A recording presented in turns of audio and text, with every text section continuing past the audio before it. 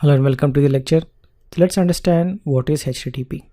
So let's understand what protocol can help to transfer files, pictures and videos, because Bob want to send maybe the image of a phone to the Jim to show that this how his phone looks like, and maybe Jim can fill up a form and then process his payment via transferring his data to the Bob.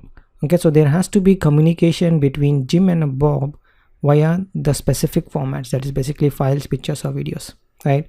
And what protocol use? We can use TCP/IP because TCP/IP isn't transport, it's an underlying protocol. The responsibility of TCP/IP is just to transfer the data irrespective of the format.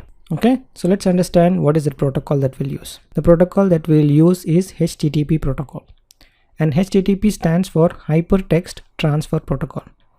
When I say hypertext, well, hypertext is nothing but your videos, pictures, music files and normal CSV files.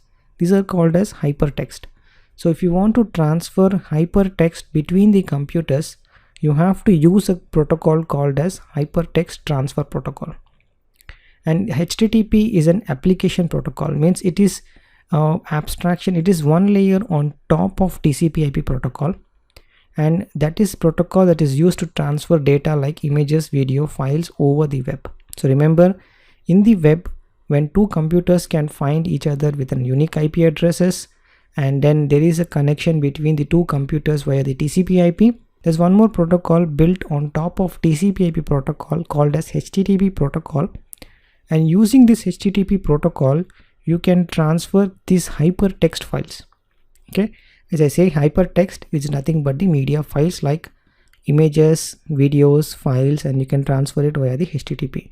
So when we talk about details of HTTP and web, you are more focusing on these kind of data like JSON file, XML file, video file, images file, because this protocol is built in such a way that it is able to handle and transfer this kind of files over the web. And remember that HTTP will depend on TCP/IP protocol to transfer the data.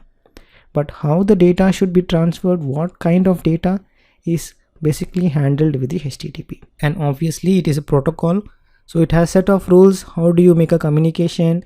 How do you initiate the communication? What type of request that you have to send? All this been pre-coded into HTTP. So when Jim types bob.com onto the browser, he's basically using something called as HTTP protocol. Okay, and this HTTP protocol is responsible for communicating between the Bob's computer and transferring all the data from Bob's computer to the Jim computer.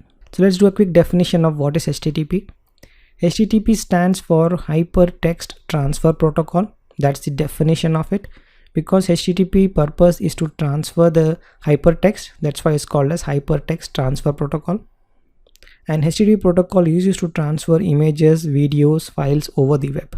Obviously HTTP uses TCP/IP protocol to transfer the data packets between system, and it is built on top of TCP/IP. So that's all about HTTP protocol. Let's understand how HTTP actually works in the internet. So we go details of how HTTP works and we'll understand the details of it.